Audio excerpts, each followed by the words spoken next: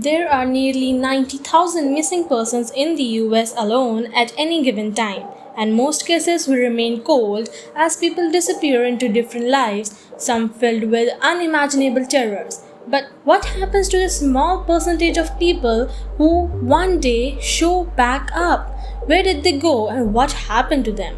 Missing people found alive are stories that capture the nation's attention whenever they break, often inspiring and devastating at the same time, and sometimes downright eerie and bizarre. So, here are 10 missing people who were found alive. Don't forget to like this video, hit the subscribe button, and click the bell icon for more spooky content.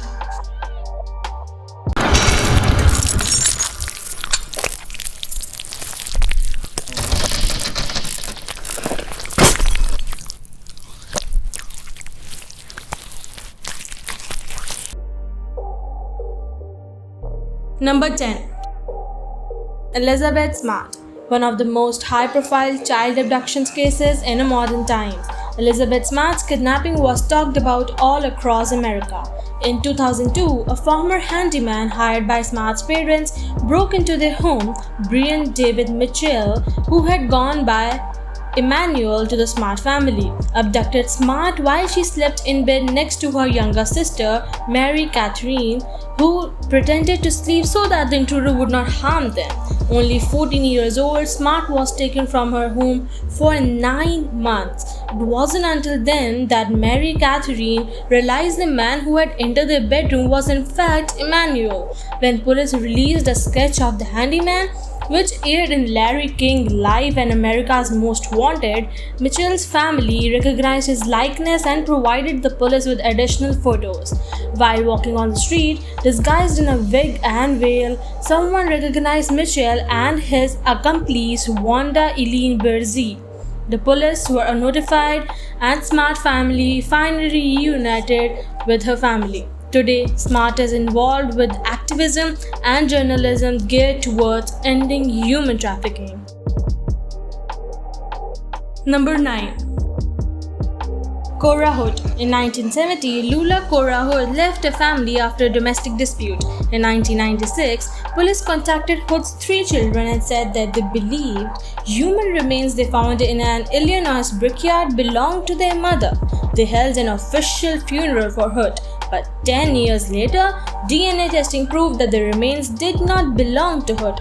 Plot twist! I mean, you finally find your mother and she is dead, but later she is not dead anymore?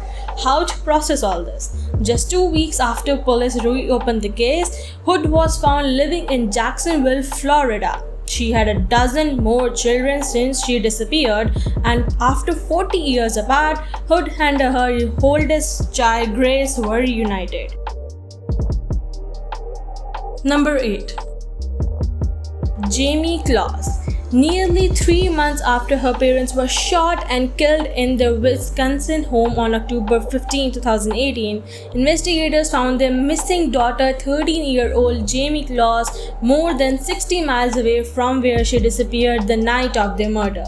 According to CNN, Claus approached a woman who was walking her dog around 5 p.m. on January 10, 2019 in Gordon, Wisconsin. The woman says she recognized Claus immediately and took her to a nearby neighbor's house to call 911.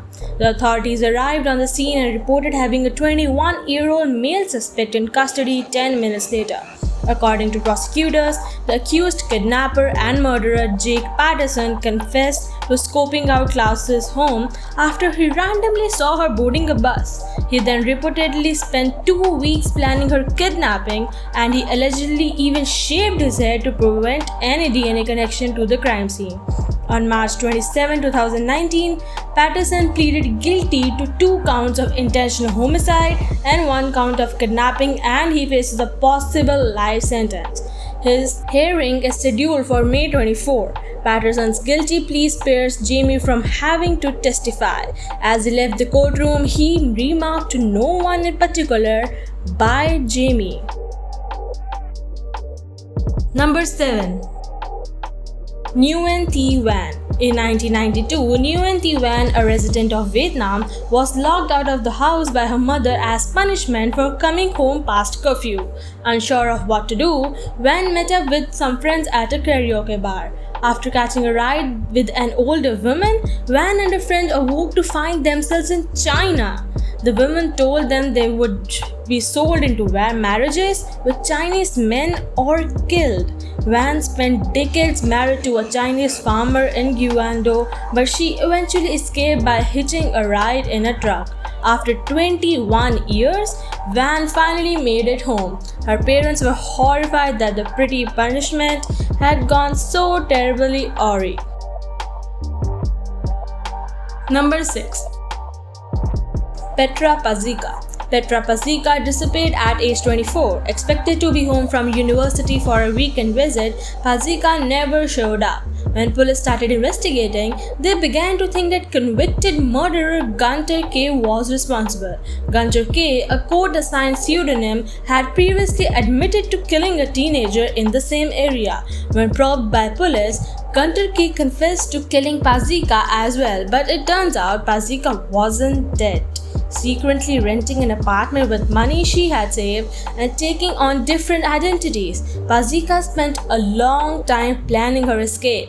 Paczika was discovered when she called police to her apartment in Dusseldorf after her home was burgled. Since this revelation, Paczika has refused to share her reasons for anything wanting to disappear. I wish I could disappear like that every once in a while. Anyways, moving on. Number 5. Edgar Luttil.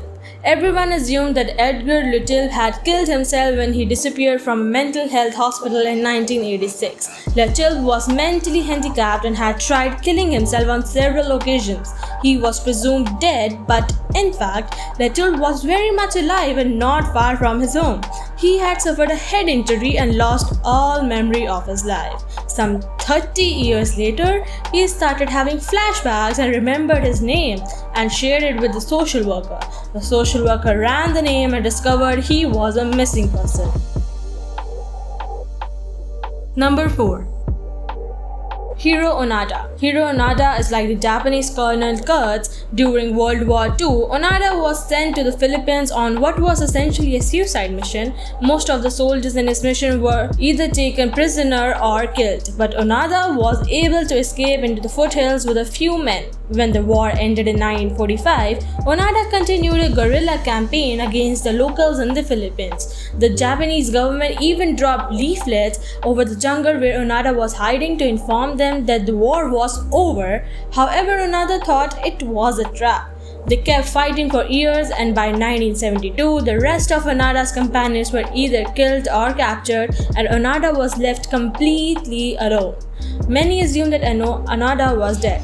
But in 1974, a young hippie traveler named Norio Suzuki set out to find Lieutenant Onoda, a panda, and the abominable snowman. In that order, Suzuki found Onoda in Lubang Island. Onoda surrendered and returned to Japan as a hero. Suzuki died in an avalanche in the Himalayas in the pursuit of a movable snowman. Poor Suzuki, but kudos to him for finding the long-lost man. Number 3. Unidentified woman. When an unidentified woman left her tour of an Icelandic volcano to freshen up and change her clothes, and she was reported missing. It appeared no one had a clear look at that woman. However, because when she returned, she actually joined the search party. The woman, described only as Asian but fluent in English, about 5'3" and wearing dark clothes, helped her tour group furiously scour the area. It wasn't until it clicked in the woman's mind that she was also Asian but fluent in English, about 5'3", and previously wearing dark clothes that she made the connection. Following her groundbreaking revelation, the woman reported herself as the missing person. Number 2. Gabriel Nagy. Gabriel Naji's disappearance is perhaps the most well-known cases of dissociative fugue. After losing his memory in a car accident, Gabriel Naji, confused and disoriented, wandered off without saying a word to anyone. When Naji didn't return home that evening, his family began to panic. Police found his vehicle in flames on the side of the road. 2 weeks after his disappearance, Naji's credit card showed a charge for some camping supplies. But this transaction did not lead to his discovery. When a police officer located Naji's name registered under Medicare, he sought him out. For the past 20 years, Naji had been suffering severe amnesia, working odd jobs. He had effectively started over from scratch, but after reuniting with his family, many of his memories came flooding back. Number 1. The Cleveland Abductions. The story of serial kidnapper Ariel Castro broke headlines in 2013. For nearly 11 years, Michelle Knight, Amanda Berry, and Georgina DeJesus were imprisoned by Castro, who repeatedly beat them. Berry even bore Castro's child. Because the women were considered runaways by police, their cases were never thoroughly investigated. It wasn't until 2013 when Castro's neighbor Charles Ramsey heard Knight, Berry, and DeJesus crying for help inside the house that officials realized they were in fact not runaways. With the help of other neighbors, Ramsey broke down the cellar door and freed the women inside. Castro was sentenced to life in prison, but shortly thereafter committed suicide by hanging himself with his bedsheets.